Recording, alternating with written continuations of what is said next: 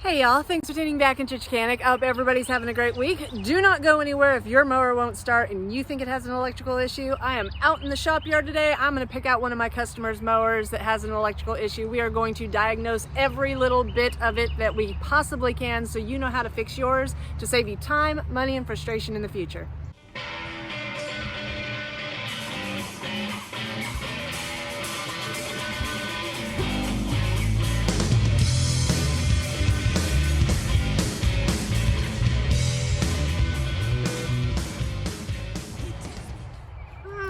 So we have a yard full going on right now. We got all of our scrap stuff over here in the back. So that's not customer stuff, but I got one already picked out here. And let's see, let me cover up the information so you don't see the person, but we got a won't start, has new battery, service sharpened. So we're going to take this one home with us and we're going to figure out what is wrong with it. All right, for this demonstration, we are using a customer's D105 John Deere riding lawnmower, but the principles are pretty much the same for any riding lawnmower and most small zero turns.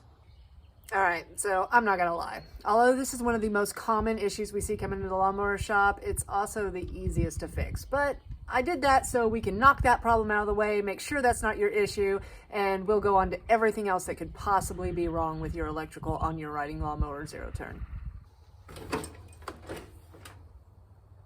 All right, so the first thing I'm gonna do, I'm just gonna try to start it. I'm engaging the clutch, turning it. It does absolutely nothing. There's no click from the solenoid, no click from the fuel shutoff solenoid. It's not doing anything at all. So that lets me know something. All right, so although the customer told me they bought a new battery, and from the looks of it, they obviously did, you can never trust a brand new battery. So if you feel like that could be your issue, double check it, get your multimeter out. I'm gonna show you how to check and make sure that it is a good battery, because you can buy a brand new battery from one of the big box stores and it'd still be bad. Now you're going to have a multimeter to check all the things that I'm going to be showing you. So if you don't have one, I will leave a link in the description box below to some good ones if you want to go check them out. So you're going to pull it out. Now I put the clamps on mine because it's easier when you're only one person, and I'm putting the negative cable to the negative side of the battery, the positive to the positive side of the battery. I'm going to turn it on DC. Oop. I don't have a good hold on that. Just like that. I'm gonna put it over here to DC, right, just like that. And we can see we got some good volts going through there. All right, battery's good. Now, I already had an idea that the battery was good. Let me show you how. Now, a lot of mowers don't have one, but if yours has an odometer on it and you see the digital numbers come up, then you probably know your battery's got some juice going to it. All right, if your mower is doing absolutely nothing, yes, it is always good to check your battery, but I was pretty sure I already knew what this was because it's such a common issue when a customer says they changed their own battery. A lot of times when they do that, they touch something wrong, short something out, and what does that do? It blows a fuse. Let's check it out.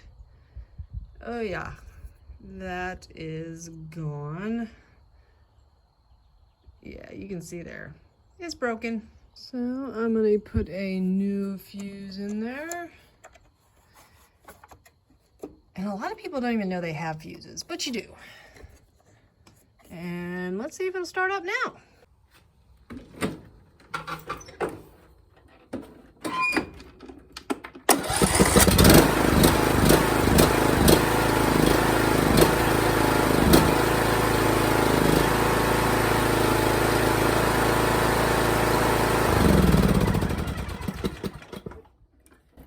Like I said, it's an extremely simple fix, but we're gonna go farther. Now the next thing to check is your ignition switch, which I sell a lot of ignition switches to people that think they need them that they don't. So in the last video I did, I will leave a link right up here. I showed you exactly how to test your ignition switch if it is a starting issue, because you can turn it and it still work the auxiliary stuff like the fuel shutoff solenoid and the headlights, but the starting part of it be bad. So check that video out and it'll show you just how to check your ignition switch. All right, so I have unhooked the cable to my starter just because I don't want it starting while I'm showing y'all how to do this. But the next thing we are going to test is the solenoid. Now the solenoid could be mounted down here, it could be up under here somewhere. It could also be in the back of the mower up underneath the, by the battery area if your battery is underneath your seat. Now sometimes you can visually see the solenoid has melted and that automatically you know it needs to be replaced. But sometimes you can't and it can still be melted down underneath and you need to just check it anyways. Now if yours is going and just clicking like that, it could mean that it is not engaging enough to engage the battery cable to the starter. All right, so we're gonna grab out our multimeter again and we're gonna put one of the clamps on one of the posts, another clamp on the other post, and we're going to put it on ohms. And I think y'all can see that right there. And we're gonna go ahead and turn the key. When we do, we go back to all zeros, which means our solenoid is good. I'll be right there. 1 second, I gotta run in and grab something.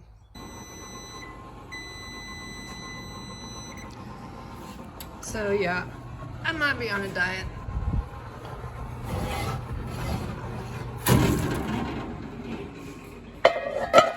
But life is not worth living without fresh bread. Oh, that's gonna be in my belly. Okay, back to work. Before we move on, I want to go over some simple things that could be the culprit. I completely forgot to mention these at the beginning of the video. Now, if your mower happened to die while you were using it and the blades were engaged, make sure your blades aren't engaged because that's one of the safety mechanisms that's going to make it not start at all. Also, like on this John Deere, if you have it in the reverse position, it's not going to start, or that your clutch is not completely compressed, it won't start either. Okay, so the next thing we're going to check, safety switches. So first thing we're gonna do, we're gonna check and make sure we got power going to the solenoid. All right, to check this, we have a 4-post solenoid. We are going to take off the leads going to the solenoid. Now, usually the colored one is positive and the black one is to the negative. So we are breaking out our handy dandy multimeter again. I'm going to stick one in the negative side. I'm gonna stick one in the positive side, just like that. And we're going to put it on DC this time. So we're going to turn our ignition key here and see how much voltage we have. Well, we have 0 still. Huh. That means one of our interlock switches is not working or in the correct position right now. So let's figure out what's wrong. So when I moved to try to get out of the sun, I left it in reverse, and that means that the switch is locked in the wrong position, so it will not provide any power to the solenoid. So we're going to put that in neutral and try it again. All right, let's turn our ignition switch again, and we have voltage. Okay, so this is a positive loop mower. Now there is 2 different types. There's a negative and a positive. The positive will show that I have 0 volts going to the solenoid. If it is a negative loop, then it will show that it might have like 3 to 4 volts going, and that still means that you have an issue with your safety switches.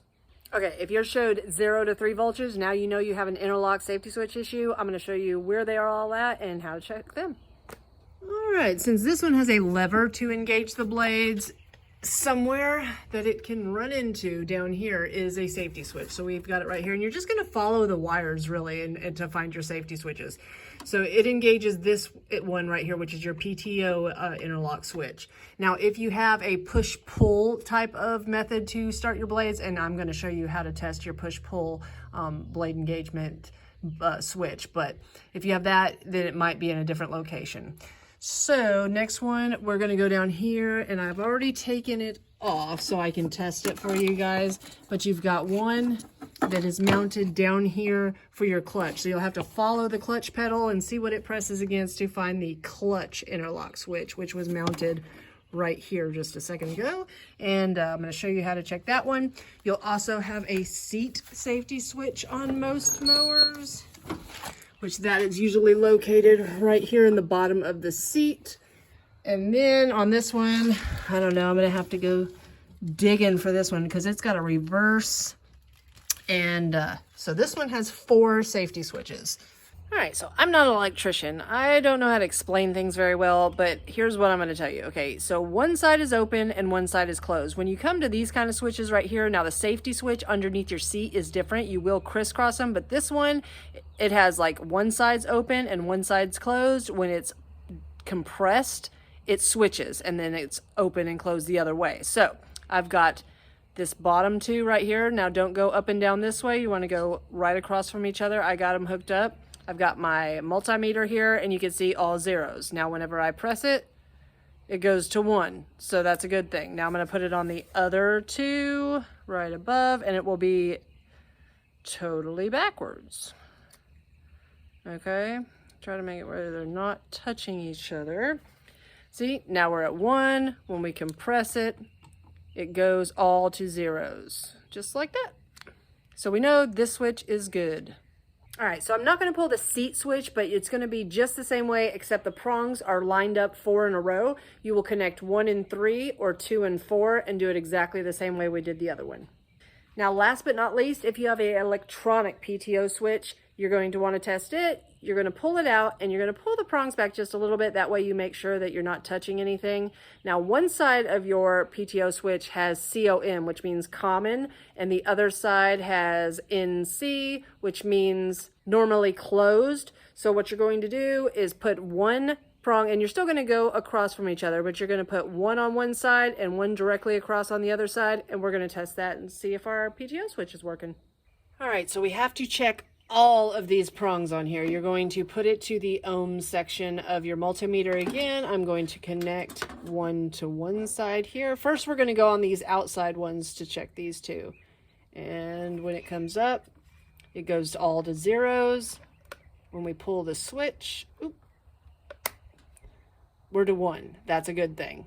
So next, we're going to go up to the next set. We're on 1. And we're back down to zeros. That's good. Okay, so next, then it's going to go backwards on us because we're going to check these ones. So we're at 1. And when we pull it, it should go back to 0 if it's a good switch. Yep. And we're going to keep going and make sure it does the same thing all the way across. Now, you cannot tell if these are bad. You have to check every single one because they melt on the insides lots of times and you have no idea. All right, so I think we went through everything we possibly could on your electrical system. Hopefully this video will save you time, money, and frustration in the future. Thanks for tuning back into Chickanic. If you haven't found us on Facebook yet, find us at facebook.com/Chickanic. Find us at Instagram at The Real Chickanic, or find us at Chickanic.com where you can get your own Chickanic t-shirts, hoodies, or long sleeve shirts. Thanks, and have a great day.